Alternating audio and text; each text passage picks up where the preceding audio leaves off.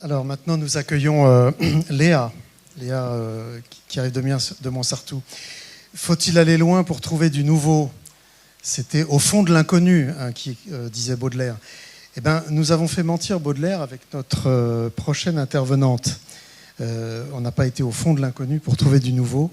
Léa Sturton travaille tout à côté pour la mairie de Montsartou et elle nous apporte du nouveau à l'appel, je dirais même plutôt à la louche en fait, pour être plus précis. Léa est ingénieure agronome, elle est experte en agroalimentaire, elle a une longue expérience à l'international dans le cadre de missions avec l'ONU et dans le secteur privé. Léa, vous semblez désormais vouloir revisiter la question de l'agroalimentaire dont vous maîtrisez grâce à votre parcours toutes les dimensions. Bien se nourrir, surtout pour les enfants, n'est même pas une question, c'est une nécessité. Mais malheureusement, dans de nombreux cas, une impossibilité pour des raisons économiques ou structurelles ou sociologiques. Alors Léa, dites-nous comment et pourquoi une commune comme Montsartou a mis en place en tant que service municipal une direction alimentation de la ville et qui n'a rien à voir avec les lignes à haute tension ou les compteurs Linky. Alors Léa, à Montsartou, c'est pas Versailles ici, quoique. Bonjour à tous, bonjour à toutes. Donc effectivement, je travaille à la mairie de Montsartou depuis 9 ans maintenant. C'est une mairie qui s'est engagée à écouter le monde de la recherche, des enseignants-chercheurs, pour appliquer en termes de politique publique locale ce qui se démontre en termes d'enjeux de santé publique au fur et à mesure des découvertes. Et c'est à ce titre qu'elle a mené une politique alimentaire que je trouve plutôt ambitieuse et innovante et que je vais vous présenter aujourd'hui. Donc, tout a commencé en 1998 avec la crise de la vache folle. Donc, je ne faisais pas partie de l'équipe à l'époque. Mais en fait, ils se sont rendus compte qu'il y avait les élus qui étaient aussi avec l'ancien maire qui était très impliqué dans les instances nationales, par exemple comme l'AFSET, dans les recherches de liens entre santé de l'animal et santé de l'homme, de l'humain et santé de l'environnement, qui avait vraiment un lien. Et à cette époque, toutes les cantines ont eu pour interdiction de servir du bœuf. Et Montsartou a décidé, plutôt que d'interdire le bœuf, de plutôt mettre du bœuf bio, qui au moins n'était pas nourri aux farines animales et donc qui ne présentait pas le risque. Et puis ils ont cette culture de travailler avec la recherche, et tout ça a nourri au fur et à mesure, comme avec toutes les présentations qui ont été faites aujourd'hui, des politiques publiques, surtout en termes de santé-environnement, qui se sont développées au fil des années. Il y a beaucoup d'innovations et des projets qui démarrent tous les ans. Ça fait, un des projets fait écho avec la présentation qu'on vient d'entendre et je vous en parlerai tout à l'heure. Donc la première question qui se sont posées, c'est la souveraineté alimentaire. On en entend beaucoup parler, il y a plusieurs définitions. Pour les élus de Montsartou, ça se décline en 4 points. C'est comment, au niveau de la commune, d'une entreprise ou même de sa famille, on décide de ce qu'on met dans son assiette. On décide de comment est produit ce qu'on va manger. On décide d'où vient cette nourriture et par qui est-ce qu'elle est produite et comment on rémunère ces personnes. Donc on l'a décliné au niveau de la cantine. Et donc pour répondre à la première question, ça fait écho aussi à la présentation d'Anne-Sophie ce matin. Donc nous on a des légumes et des fruits tous les jours. On a une politique forte de diminution des graisses, de sel et de sucre, avec des céréales plus complètes. Ça, c'est pour augmenter les fibres. Comme on nous disait ce matin, on n'en mange pas suffisamment. Donc, on n'a que des céréales semi-complètes ou complètes, des produits frais et des bruts. Et pour les protéines, comme il est important de diminuer les protéines animales et de diversifier les sources de protéines, ça fait 2 ans qu'on est à 50% de protéines végétales et d'œufs et 50% de viande et de poisson sur les 5 repas par jour. Je vous explique ça un peu plus longtemps après. Comment est-ce qu'elle est produite? On est en 100% bio depuis 2012, donc ça fait 14 ans. Le plus local possible, et on développe le commerce équitable, labellisé et le juste prix aux producteurs locaux avec qui on travaille. Donc les cantines de Montsartou, donc sur Montsartou il y a 10 000 habitants, 10-11 000 habitants, avec 1000 enfants qui mangent par jour. On a 3 écoles. Il y a le choix qui a été fait d'avoir une cuisine par école pour avoir un système de production sur place. Donc les repas sont faits tous les jours sur place. On a la plus grande majorité des enfants, quasi la totalité des enfants qui mangent à la cantine. Plus on a le personnel d'éducation nationale, le personnel municipal, quelques seniors aussi à qui on a ouvert le service. On a aussi les crèches qui sont gérées par le CCAS, qui sont en 100% bio, et le collège géré par le département, qui l'est également. On n'a pas de lycée sur Montsartou. Par rapport aux perturbateurs endocriniens, il y a aussi un fort travail mené pour diminuer le plastique. Donc maintenant, on est dans une cantine zéro plastique. Donc on n'a pas du tout d'emballage. Tout est fait sur place et servi en repas chaud. Comme je vous disais, on a 50% des repas qui sont en menu végétarien. Donc ça se fait progressivement parce que forcément, c'est pas forcément dans la culture à la fois des enfants et des adultes qui accompagnent les enfants. Donc au début, c'était un repas par mois, puis 2 repas par mois, puis un repas par semaine, puis 2 repas par semaine. Et maintenant, on est à 5 repas semaine, donc une semaine à 2 repas, une semaine à 3 repas, sans viande et poisson. On a un approvisionnement régional pour 50%, enfin c'est régional et les départements limitrophes, parce qu'on utilise la définition du local par EcoCert. Donc EcoCert, c'est un organisme privé qui certifie toutes les instances en bio. Et il y a un label pour les cantines scolaires. Donc c'est eux qui nous auditent tous les ans pour pouvoir assurer et garantir qu'on est en 100% bio. Et la spécificité de Montsartou, c'est que depuis 2011, il y a une ferme municipale, je vous en parlerai un petit peu plus tard, qui produit donc en interne 25 tonnes à l'année de légumes, ce qui fait 96% de nos besoins. Et le reste, on l'achète à un grossiste bio. On a aussi des familles qui permettent de maintenir les pratiques qui sont faites dans les cantines dans les foyers. Ça, c'est quelque chose qu'on évalue et qu'on monitore tous les 3 ans dans une enquête. Je vous en parle aussi un peu plus tard. En termes de coûts, parce qu'on peut se poser la question de combien ça coûte tout ça. Donc, c'est des choses qu'on calcule. La part alimentation, donc juste ce qu'on achète en matière première pour le repas, ça nous coûte 2,33 € par repas en 2025, ce qui est la moyenne nationale en 2023. Et ce prix-là inclut également les goûters, parce qu'on sert les goûters aux enfants qui sont aussi bio. Et les élus ont pris la décision de faire une tarification dépendant des revenus de chaque foyer, donc qui a un taux d'effort sur le quotient familial. Donc pour les quotients familiaux inférieurs à 400 €, c'est 1 € le repas. Et puis ensuite, c'est en fonction du quotient familial. Donc ça va jusqu'à 9,20 € par repas. Pour 17 familles, il y a 700 familles à peu près, avec un tarif médian et moyen autour de 4 €. Le coût du repas plus global est forcément plus élevé puisqu'il faut intégrer les coûts des fluides et les coûts des ressources humaines. Le coût de l'encadrement est aussi important. Enfin, c'est un choix aussi politique qui a été fait parce qu'il y a 80 animatrices et animateurs qui encadrent les enfants pendant la pause méridienne pour les accompagner à goûter en fait chaque composante du repas, parce qu'ils sont obligés de prendre un petit peu de tout. Ils ne sont pas obligés, bien sûr, de tout finir. Mais ils prennent l'entrée, puis ils appellent un adulte pour ensuite se lever et aller chercher le plat chaud. Et comme ça, l'adulte a le temps de voir si la personne a goûté ou non et de discuter en fait avec l'enfant pour savoir s'il a aimé ou pourquoi est-ce qu'il n'a pas aimé. La régie municipale agricole, donc c'est notre ferme municipale. Donc en 2005, les élus préemptent un terrain de 4 hectares et commencent à le cultiver en 2010. Et petit à petit, au début, c'était juste l'équipe des espaces verts de la commune. Puis ils ont employé un maraîcher, puis 2, puis 3, puis 4. Et maintenant, on est à 4 maraîchères et maraîchers. Donc certains sont en CDD et d'autres sont fonctionnaires. Donc c'est sur 6 hectares qui sont également certifiés bio. Donc je l'ai dit, on produit 25 tonnes de légumes répartis en une 50aine de variétés. Et tout cela va directement aux cantines. Donc la ferme et la cantine la plus éloignée est à 3 km. Donc ça va aux cantines scolaires, aux crèches et à l'épicerie sociale. On a aussi quelques oliviers, donc on fait de l'huile d'olive. On a cette chance-là. C'est aussi un espace qui accueille en fait beaucoup d'enfants dans les classes, qui accueille aussi des élus et des techniciennes et des techniciens des associations de part et d'autre de France et d'ailleurs. Et en fait, c'est un modèle qui fonctionne et qui, petit à petit, a fait un peu des petits, justement, partout en France. Et aujourd'hui, on a plus de 100 fermes municipales, intercommunales ou départementales qui produisent comme ça pour des services publics.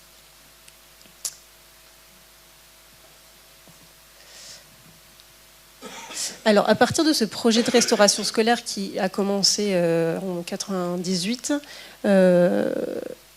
la commune a petit à petit réfléchi à établir en fait un écosystème des pratiques alimentaires, et avec le concept de One Health, de une seule santé, qui s'est développé, plusieurs choses se sont mises en place, et tout ça a amené à la création d'un service municipal spécifique qu'on appelle la Maison d'éducation à l'alimentation durable, qui a été créée en 2016. Donc, qui fait partie de la direction alimentation. Et le but de ce service, c'est de développer l'alimentation durable et l'agriculture locale sur le territoire par toutes les entrées, et travailler sur l'environnement alimentaire de Montsartou. Et pour ça, on a 5 grands axes. La première, c'est la reconquête du foncier agricole, parce que c'est quelque chose d'important, je vous en parle après. La deuxième, c'est c'est l'accessibilité physique et sociale à l'alimentation durable, parce qu'une fois qu'elle est là, il faut qu'elle soit accessible, pas seulement économiquement, mais physiquement, géographiquement aussi aux personnes. L'accompagnement, la sensibilisation au changement de comportement. Et puis, comme je vous l'ai dit, on est assez connu pour ces projets-là, donc on accueille aussi beaucoup d'événements, et on partage aussi beaucoup le projet pour s'auto-évaluer, et puis pour s'inspirer aussi à travers d'autres territoires. Et on participe aussi beaucoup à des programmes de recherche-action avec des scientifiques pour évaluer nos projets et pour se tenir informés des nouveaux questionnements et des nouveaux enjeux qui arrivent. Au niveau de la reconquête agricole, qu'est-ce qu'on fait ? Donc, la principale préoccupation, c'est de sécuriser des terres agricoles, parce qu'on est sur la Côte d'Azur, ça s'artificialise beaucoup, on a de moins en moins d'agriculture locale. Je ne sais pas si vous savez, mais au niveau département, on a 1 jour d'autonomie alimentaire, donc ça fait vraiment très très peu. Donc on a un travail de passer dans le plan local d'urbanisme, de travailler à l'augmentation des terres agricoles. Mais une fois que ces terres sont classées en agricole, il faut encore trouver des agricultrices ou des agriculteurs qui veulent les cultiver.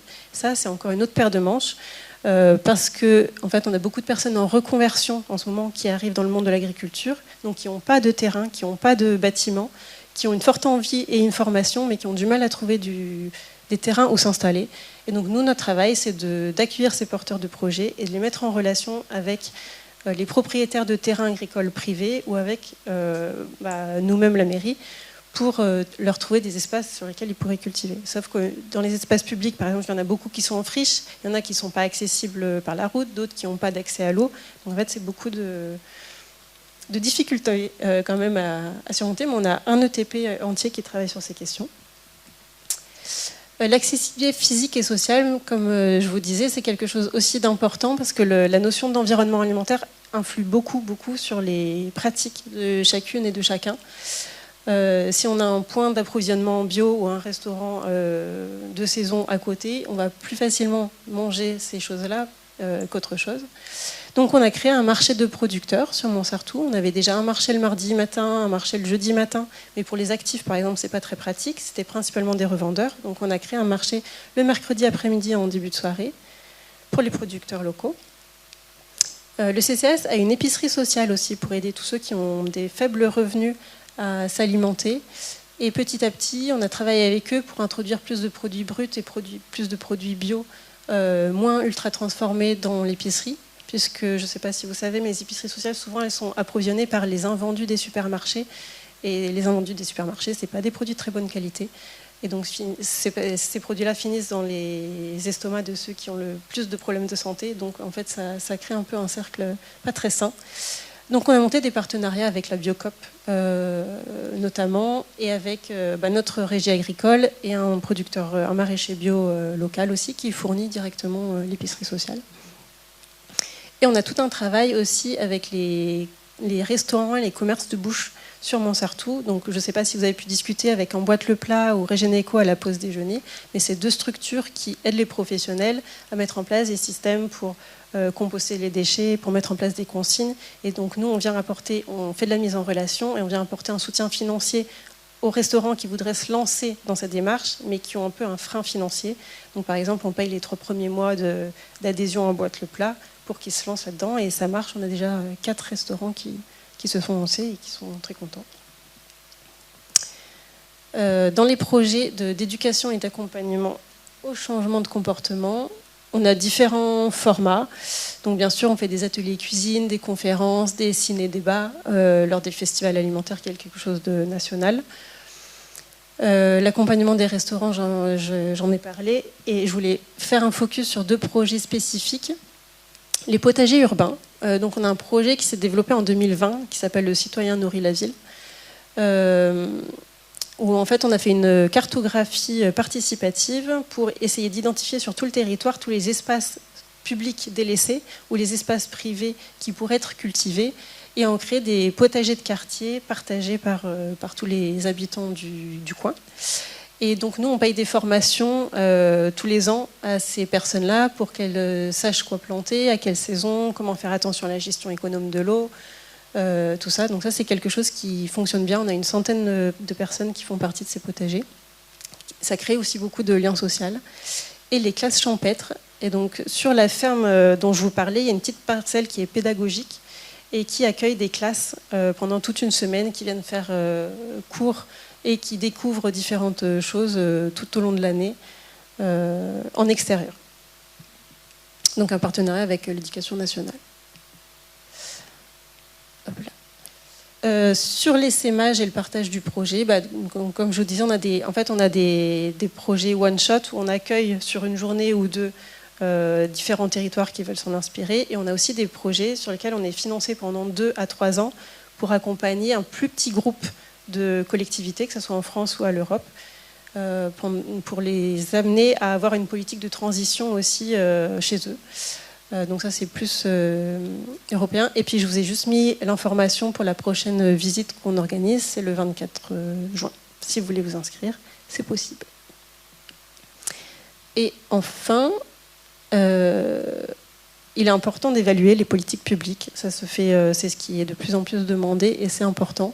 Donc, on a plusieurs systèmes d'évaluation de nos projets, des dispositifs qu'on fait en interne, comme l'Observatoire de la restauration durable. Donc ça, c'est une enquête qu'on fait tous les 3 ans depuis 2013, qu'on envoie, c'est un questionnaire d'une 40aine de questions qu'on envoie à tous les parents d'élèves pour savoir s'ils connaissent ce qui se passe dans la cantine, s'ils en sont satisfaits, est-ce que ça a des impacts sur leurs propres pratiques. Et en fait, on a vraiment des résultats positifs. On a bien sûr toujours des enfants qui nous disent qu'il n'y a pas assez de frites et qui voudraient des goûters plus sympas, mais globalement, ils sont quand même satisfaits. Et on a aussi contracté avec un cabinet qui s'appelle Cialinov en 2022 pour étudier sur 5 ans en fait, les impacts qu'ont eu le projet en termes de lien social, de création d'emplois, de développement de la littératie alimentaire, donc le niveau de connaissance et de compétences estimées des habitants et des habitantes. Voilà, je ne vais pas détailler tous les résultats. Et ensuite, comme je vous disais, on travaille avec la recherche. On a été terrain d'étude pour 2 thèses. L'une d'elles a été faite par l'ADEME et l'Université Côte d'Azur par Andrea Lulovikova, qui a fait une analyse du cycle de vie sur tout le projet alimentaire pour voir un peu les différents impacts que pouvaient avoir les actions. Donc en réduction de la consommation d'eau, de surface, de gaz à effet de serre. Et elle nous a notamment montré que là où il y a le plus gros levier, en fait, c'est le changement de pratique des habitants. Ça, c'est spécifique à Montsartou et à la Côte d'Azur parce qu'il n'y a pas beaucoup d'agriculture. Donc, en fait, le plus gros levier, c'est effectivement la population puisqu'on est très densément peuplé. Voilà, et que pour diminuer ces impacts-là, les pratiques les plus importantes, c'est de diminuer les produits ultra-transformés et diminuer la viande. Et je crois que j'ai terminé. Je ne sais plus. Oui, j'ai terminé. Voilà. Merci beaucoup.